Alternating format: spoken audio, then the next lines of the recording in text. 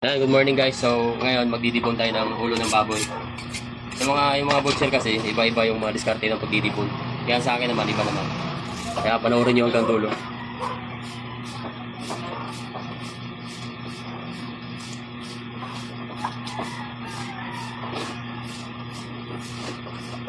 Shout out sa lahat ng mga butcher dyan. Yan. Kanya-kanya tayo ng diskarte ng pagdidipon ng ulo. Kaya sa akin, ganito lang. Napakasimple lang yung sa akin. Hindi ko na pinapagandahan.